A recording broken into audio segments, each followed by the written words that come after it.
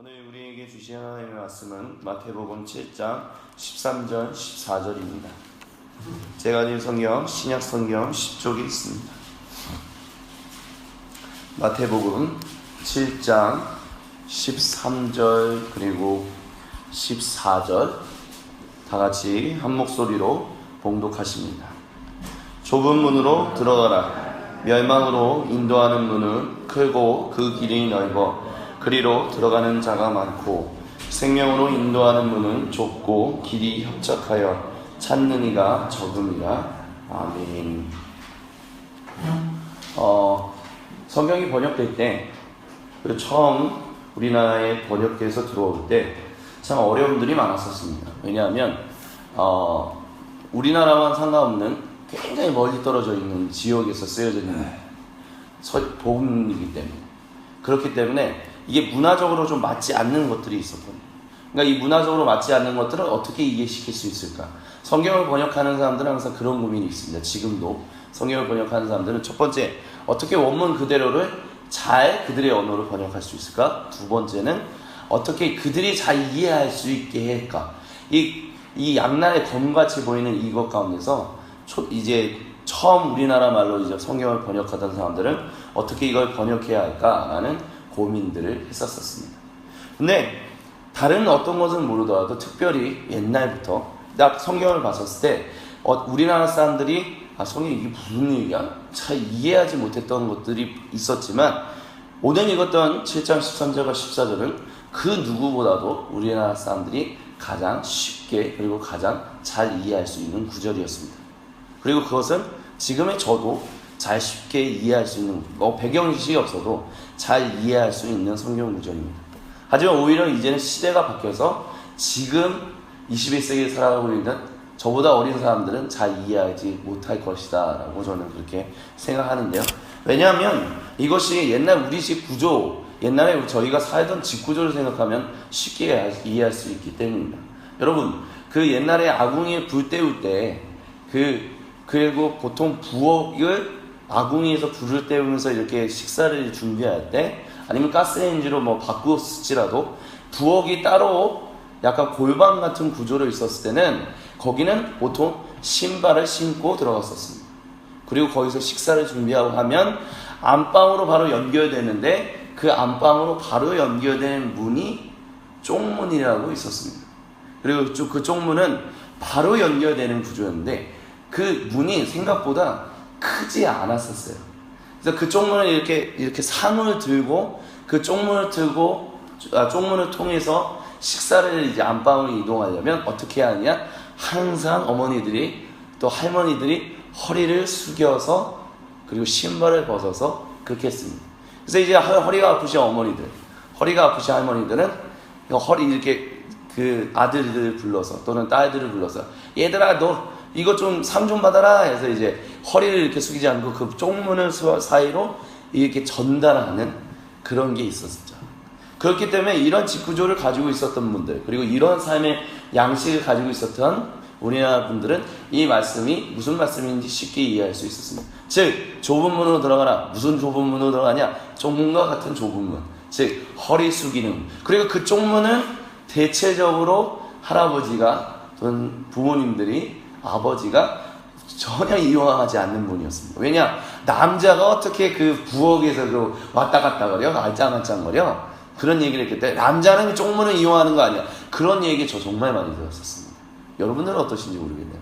저는 쪽문은 절대 남자는 왔다 갔다 서면 안 돼. 항상 안방으로 들어오는 그 문만 이용해야 돼. 이런 얘기를 많이 들었었다는 거죠. 그렇기 때문에 좁은 문으로 들어가라 라는 이야기는 무엇이냐? 겸손하게, 그러니까 보통 식사를 섬기는 거잖아. 그래서 식사를 섬기는 것, 그러니까 섬기는 것, 그리고 허리를 숙이니까 일을 하니까 특별히 집안일, 이 집안일이라는 것은 뭐라 그럴까? 겸손하게 섬기는 것, 이런 것을 얘기하는 거겠구나 라고 쉽게 이해했었다라는 것입니다. 그리고 오늘 우리가 읽었던 성경 구절은 바로 그것입니다. 겸손하게 섬기는 것. 그것이 바로 예수님이 갔던 그 길이라고 얘기했었고, 우리나라의 이제 어르신들은 그와 같은 어떤 삶의 양식을 통해서 쉽게 이해할 수 있었다라는 것이죠. 근데 아마 요즘은 그런 거 이해하기 쉽지 않은 것입니다. 요즘은 뭐 그런 거 없잖아요. 요즘 식사를 무슨 안방에서 모여서 무슨 상 펴놓고 그렇게 안 하잖아요. 그냥 부엌 있어서 부엌에서 이렇게 그 식탁에다 놓고 자 모여라 하면 이제 다 같이 모이는 이제 이런 구조이기 때문에 지금 이런 얘기를 하면 지금의 어린아이들이나 지금의 청소년들은 그게 뭔 얘기예요? 아마 이렇게 얘기하는 사람들이 많을 것입니다. 하지만 지금 이런 말씀을 우리 어르신 세대나 저까지 포함해서 우리 김성원 지사님도 포함해서 아마 쉽게 이해할 수 있지 않을까 그렇게 생각을 합니다.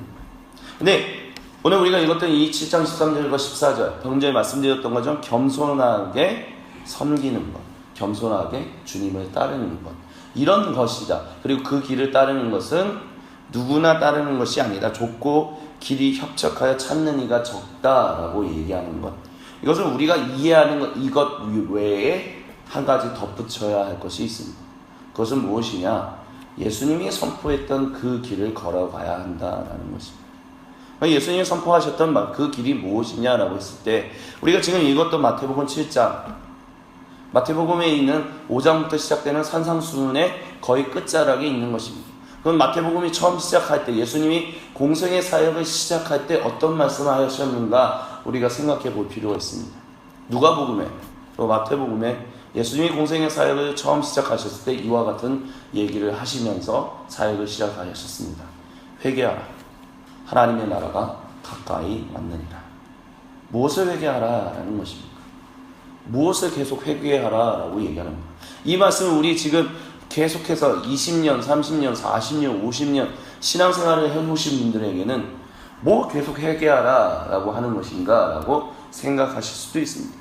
왜냐하면 저조차도 회개라는 것, 그 회개라는 것을 생각했을 때 물론 내가 하나님 앞에서 죄 짓는 것들도 많고 하나님 앞에서 나오지 못하는 것들이 많기 때문에 회개해야겠구나 그런 것으로 일단 처음에는 인식을 하게 됩니다. 즉 무슨 얘기냐?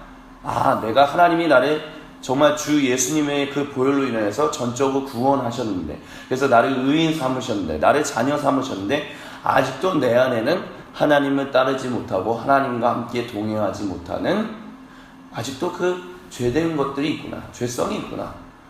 주여 내가 아직도 주님 앞에 바로 서지 못합니다. 주여 용서하여 주옵소서. 이런 식의 어떤 생각으로서 회개하라고 얘기하시는 것인가? 하나님의 나라가 가까이 있으니 회개하라는 것인가? 라는 생각을 가질 때가 있었습니다.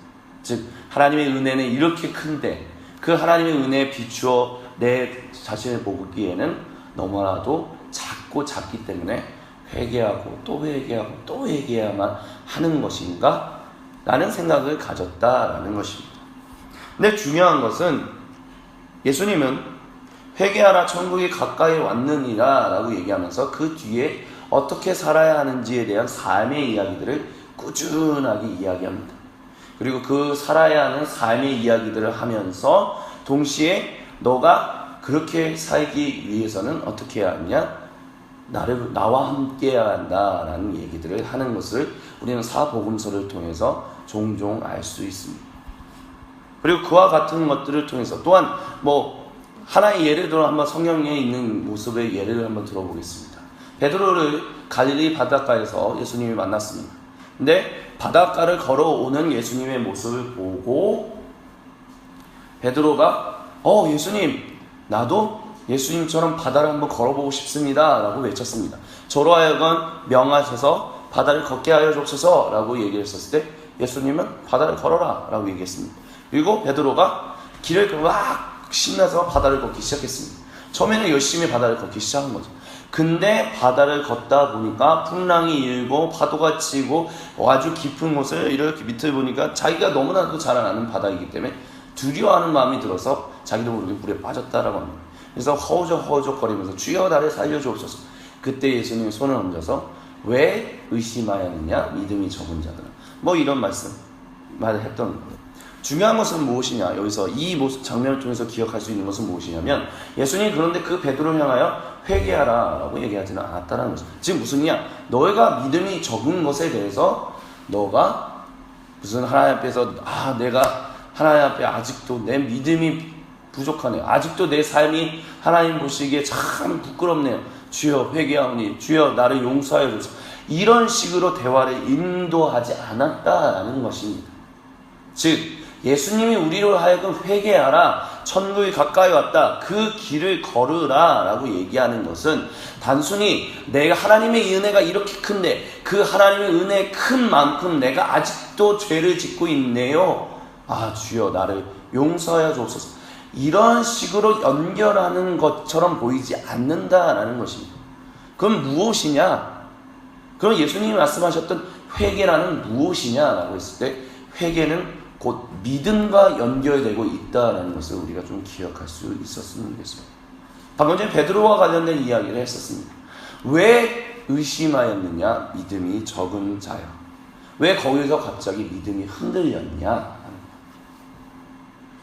너가 그 믿음이 튼실했다면, 나를 믿었다면, 너가 아는 것에 대해서, 그것에 대해서 너가 갑자기 불신하게 되지 말고 나를 믿는다면 너가 바다에 빠지지 않았을 텐데, 너가 너를 아는 것, 네가 너무 잘 아는 그 바다에 대해서 너무 잘 아는 그것 때문에 나를 믿는 믿음이 약간 약해졌던 것, 온전히 신뢰하지 못했던 것, 그것으로 인해서 믿음이 약해졌고, 그것으로 인해서 지금 하나님이 원하시는 그 일을 잘 하지 못했다. 하지만 그것이 죄다, 또는 무슨 엄청나게 회개할 것이다, 그런 식으로 연결시킨 것이 아니라 예수님은 무엇이냐? 거기서 너가 해야 할 것은 무엇이냐? 너의 믿음 없음, 또는 너의 믿음 적, 그것을 가지고 하나님 앞에 나와야 한다 라는 얘기를 했다라는 것. 우리에게 좁은 문으로 들어가라 라는 것도 그런 것이다 라는 것입니다. 즉 내가 하나님의 은혜가 너무 큰데 그 은혜에 비춰보건대 내가 아직도 죄인 된 것들이 너무 많기 때문에, 그런 것 때문이 아니라 왜 아직도 내가 예수님이 바라고 원하시는 그 믿음의 삶을 살아가고 있지 못하고 있는가 라는 부분에 대해서 우리가 하나님 앞에 회개하며 나아가야 한다라는 것입니다. 이 말이 조금 어렵게 느껴질 수도 있을 것입니다. 근데 이 이야기를 왜 우리가 기억해야만 하느냐라고 했을 때, 이 이야기를 가장 잘 정리한 사람이 오늘날 우리나라에 가장 많은 장로교를 탄생시킨 존 칼빈이라는 사람이 했던 얘기이기 때문입니다. 회개라는 것은 무엇이냐? 회개는 곧 믿음이다 라는 이야기를 했습니다. 믿음이다, 즉 무엇이냐? 내가 믿음이 적기 때문에, 또는 내가 너무 불신하고 하나님과 동떨어지는 무슨 삶을 살기 때문에 회개해야 한다, 그래서 회개해서 주님이 앞에 나아가야 한다, 이런 것이 아니라 내가 믿음 있는 사람이라면, 내가 예수님을 따르는 사람이라면, 예수님과 함께 동행하는 사람이라면 기본적으로 어떻게 하느냐? 삶의 순간순간 모든 순간마다 회개하는 사람이다 라는 것입니다. 그래서 회개하라는 말을 한 것을 들으면 어떤 사람들은 언제까지 회개해야 돼? 뭐 그렇게 회개해야 돼? 이런 생각을 가지는 사람들도 있거든요. 대화를 나누다 보면, 청년들 가운데서도 대화를 나누다 보면, 그렇게 죄 짓는 거 그렇게 회개할 게 많아.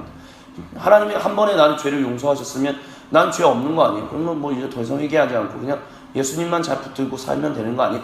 이렇게 얘기하는 사람들도 있다. 이런 청년들도 있거든요. 근데 중요한 것은 존 칼빈이라는 사람이 얘기하는 것을 비추어서 보는데 무엇이냐면, 그리스도인의 삶의 기본적인 것은 무엇이냐? 회개하는 삶이다 라는 것입니다. 왜냐? 그 사람이 무슨 크나큰 죄를 짓기 때문에, 항상 크나큰 죄를 저질렀기 때문에, 하나님 앞에서 정말 하나님 앞에서 항상 교만했기 때문에 죄를 회개해야 한다 이런 식으로 연결하는 것이 아니라, 기본적으로 예수님이 원하시고 기뻐하시는 삶을 따르는 사람들은 어떤 사람들이냐? 회개하는 삶을 사는 것이다 라는 것입니다. 그렇기 때문에 사순절을 우리가 지금 보내고 있는데, 이 사순절을 보내는 것도 어떤 것이냐? 하나님 앞에서 왜 사순절에 특별히 왜 옷을 찢지 말고 마음을 찢고 하나님 앞에 나와 회개하냐? 그래서 어떤 사람들은 그럽니다. 억지로 기억도 안 나는 죄들, 뭔 죄 있었나, 그래서 기억도 안 나는 죄 하나님이 회개하오니 주여 용서해 주시, 이렇게까지 연결해서 일단 죄를 다 연결하면, 나는 이제 용서받았지, 하나님 감사합니다, 이렇게 한다는 것처럼 생각하는데, 그게 아니라 그리스도인의 삶, 아무리 성숙할지라도, 아무리 장성한 분량에 이른다 할지라도, 그리스도의 장성한 분량에 이른다 할지라도, 그래서 아무리 겉으로 봤을 때, 아무 마음으로 봤을 때 아무것도 회개할 것이 없는 정말 완전 무결한 그런 삶을 살아가는 그리스도인이 있다 할지라도 그 모든 사람들은 기본적으로 회개하는 삶을 살아가야 한다라는 이야기를 성경은, 그리고 예수님은 이야기하고 있다라는 것입니다. 그렇기 때문에 내가 믿음이 없기 때문에 회개할 것이 많고, 믿음이 좀 자랐기 때문에 나는 회개할 것이 좀 적고, 무슨 이런 식으로 무슨 어떤 양의 수로 회개하고 안 하고 이런 것이 아니라, 내가 믿음이 연약하든 내 믿음이 좀 적당하든 아니면 정말 믿음이 크든 어떤 믿음의 여정 가운데 있는 사람이든 간에 그리스도인은 기본적으로 회개하는 삶을 사는 사람들이다라는 것을 잊지 않아야 한다는 것을 예수님은 말씀하신다는 것입니다.